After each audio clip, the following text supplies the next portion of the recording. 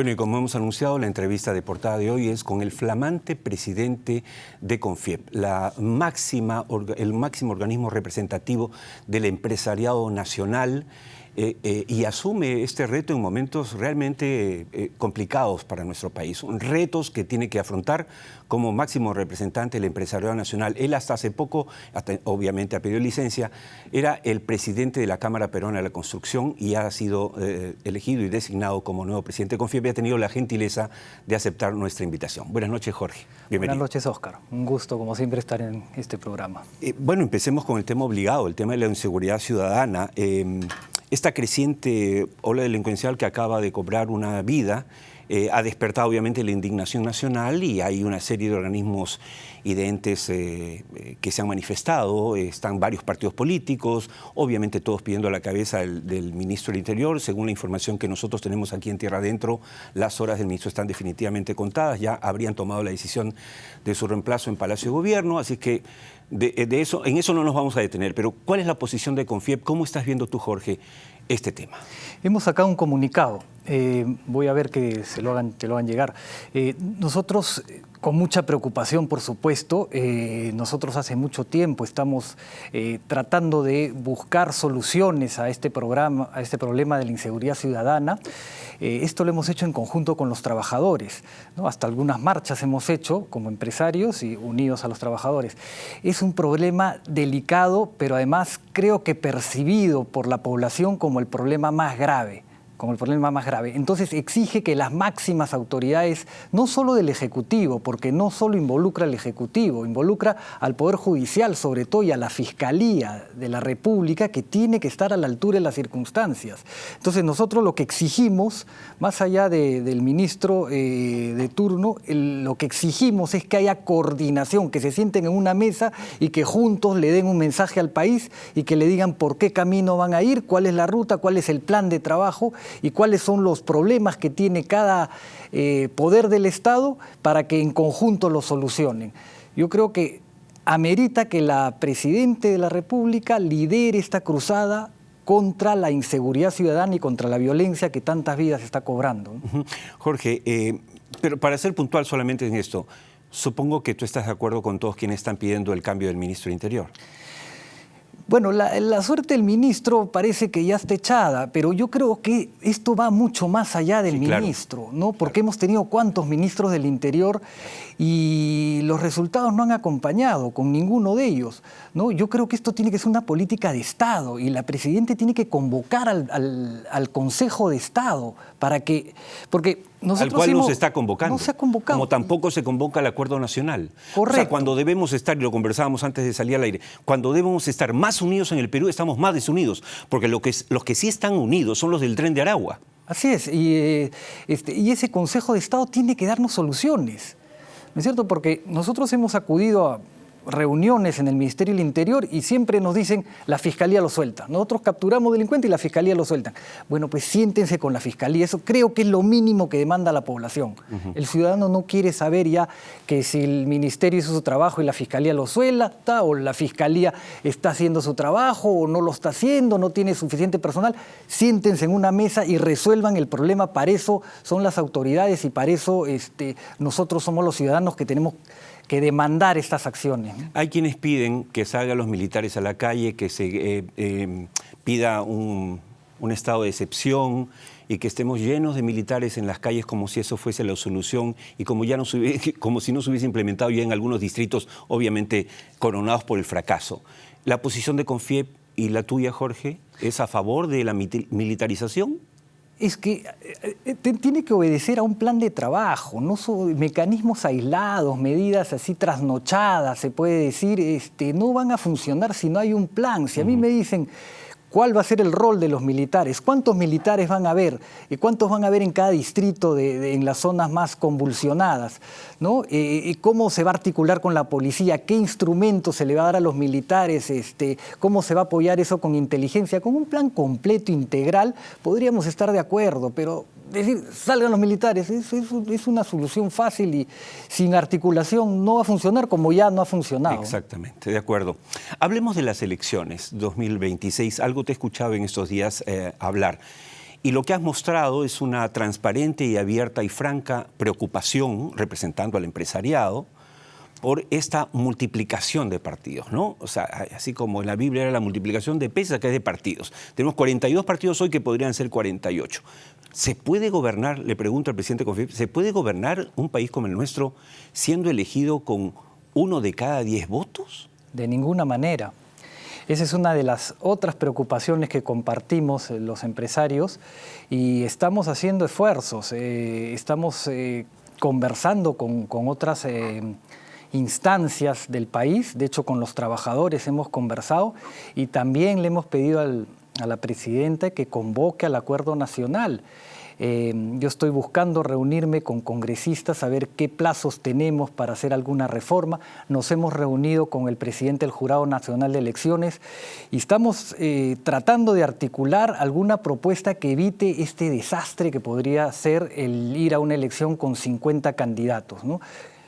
Estoy totalmente de acuerdo contigo, eso nos lleva en el mejor escenario a 5 años más perdidos y en el peor escenario a presidentes pues como ya hemos tenido anteriormente, ¿no? Exactamente. Ahora, lo que hacíamos es hacer el cálculo. Quien gane las elecciones, como están las cosas, va a pasar a segunda vuelta además con el 10% promedio de votos, ¿no es cierto? Promedio.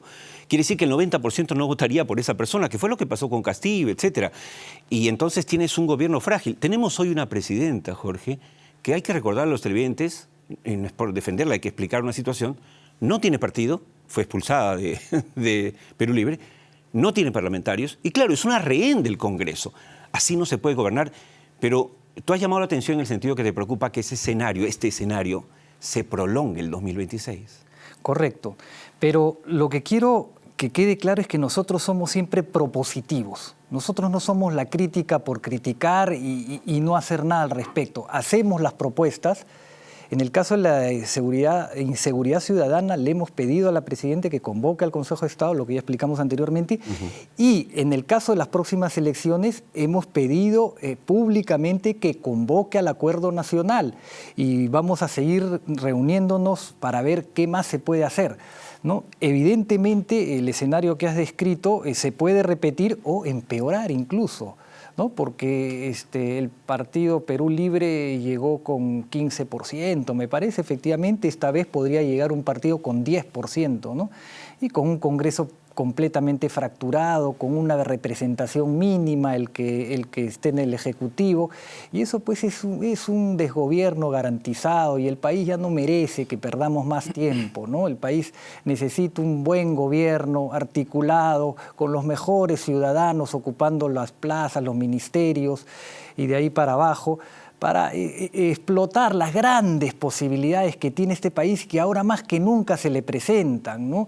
Al estar en la cuenca del Pacífico, la cuenca donde está el 40%, 45% del comercio mundial, ¿no? El más del 50%, 55% del PBI mundial, con una costa que todavía no le hemos terminado de explotar. Hemos visto cuando hemos hecho parte de las irrigaciones, que tenemos mucho más por hacer, por supuesto, cómo se han multiplicado nuestras exportaciones en agro, con el potencial minero que ya no es 55.000 millones de dólares en reservas, sino con yacimientos por 62.000 millones de dólares en inversiones que pueden darle al país un despegue fabuloso los próximos años, ¿no? Por hablar de algunos sectores, porque hay muchos más. Ahora, hay los pesimistas, ¿no?, permanentes que creen que el Perú no tiene salida, pero quiero recordar a los televidentes que nuestro invitado de hoy, expresidente de Capeco, presidente ahora de Confiep, ha estado liderando una institución como Capeco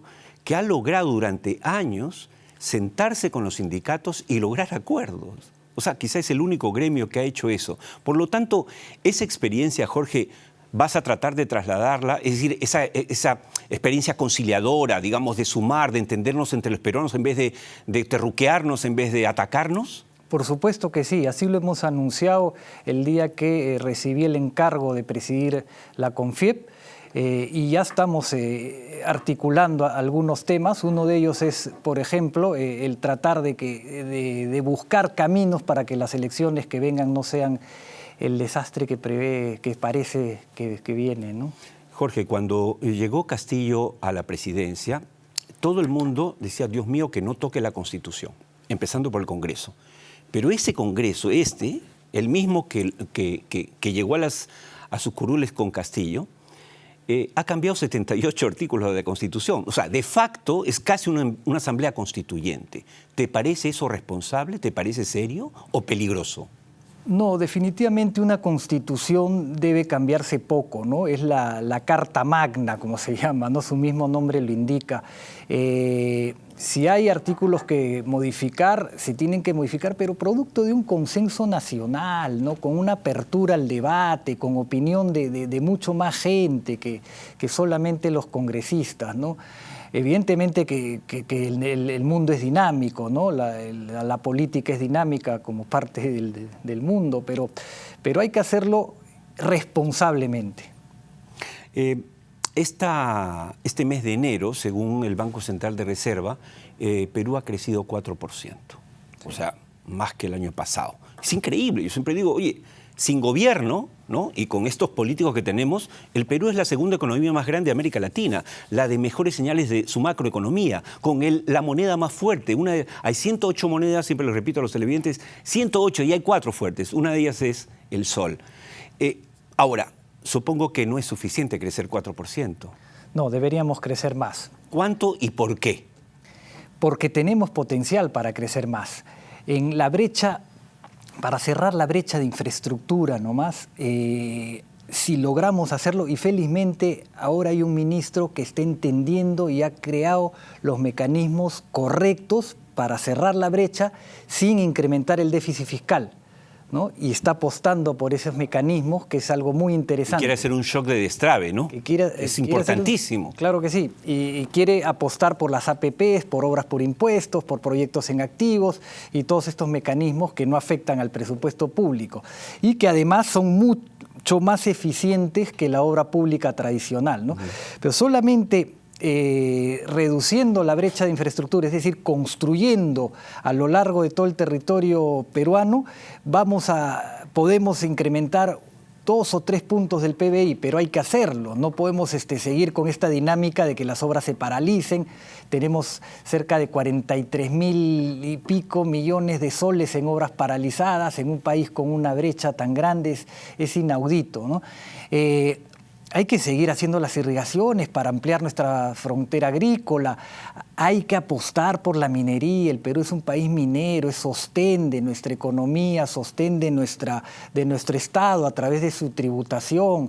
Hay que incentivar la exploración en la selva peruana. Hay más gas, pero no lo exploramos. Entonces, tenemos infinitas posibilidades. Ya hablé de la cuenca donde nos encontramos. Entonces, claro que tenemos posibilidades de crecer más.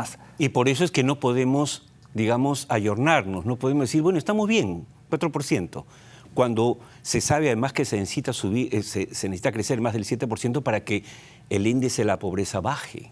Correcto, además ya lo hemos hecho. Ya lo hemos hecho, no es una novedad. Exacto. Hemos crecido al 9% en algún año, ¿no? Hemos crecido al 8, 7 y pico, ya lo hemos hecho.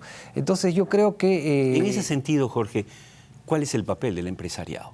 Porque mira, todo el tiempo, antes de tu presidencia, lo que escuchamos es quejarse, que el Estado está mal, que los ministros no sirven, que el Congreso está para llorar.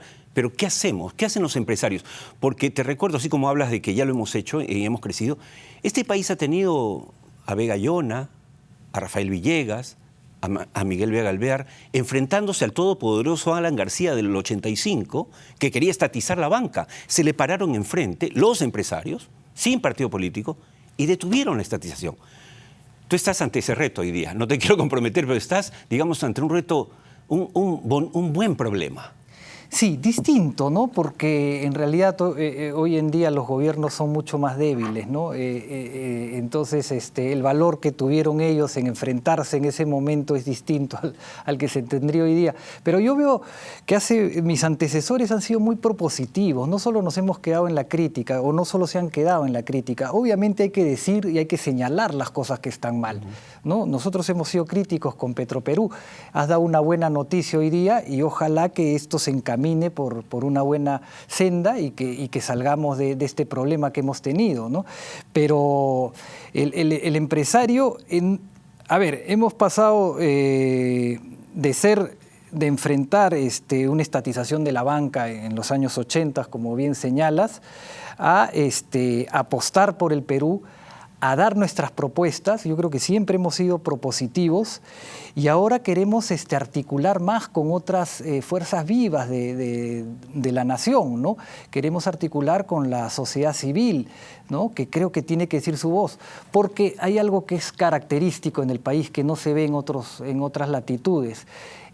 Los partidos políticos todos están muy debilitados y son muy poco representativos. Pero muy poco representativos, y eso lo tienen que entender.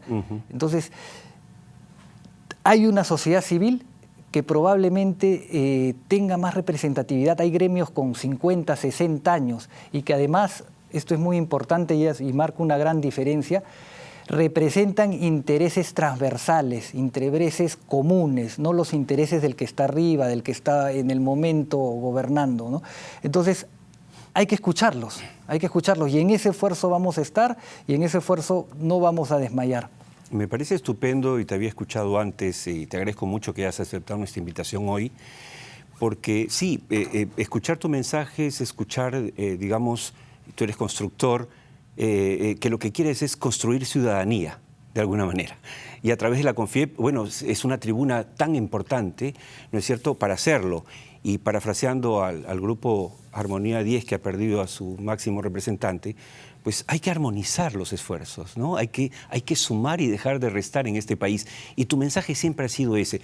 Te deseo la mejor de las suertes como presidente de CONFIEP. Cuenta con este espacio modesto que es Tierra Adentro, que ya está 4 años al aire y que se ha convertido en el único y en el primer programa económico empresarial de la televisión peruana, donde acá no nos interesa la anécdota, nos interesan los proyectos. Ya hemos hablado antes contigo como presidente de Capeco. O sea, por favor, una reflexión final a los empresarios antes de retirarte. Yo el único pedido que les haría a los empresarios es que se involucren un poco más, que se involucren a conciencia en los problemas del país. Yo creo que todos somos necesarios. Por supuesto que necesitamos diálogo, articulación, plataformas, construcción de plataformas de construcción de diálogo y de propuestas. Y creo que en ese espíritu de que todos somos necesarios, el empresario tiene mucho más que decir, mucho más que aportar, cada uno en su sector, los agrarios en su sector, los mineros en su sector, los constructores en su sector, y hay que involucrarse si queremos cambiar y mejorar este país, ¿no? Entonces, todas las opiniones, todos los esfuerzos, todos son bienvenidos. Estupendo. Muchas gracias, Jorge. Muchas gracias realmente por esas palabras.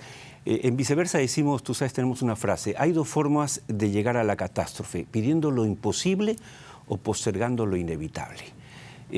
No pidamos lo imposible, no posterguemos lo inevitable. Trabajemos unidos para sacar el país adelante. Yo creo que el mensaje del presidente de CONFIEP hoy ha sido en ese sentido esclarecedor. Muchas gracias, Jorge.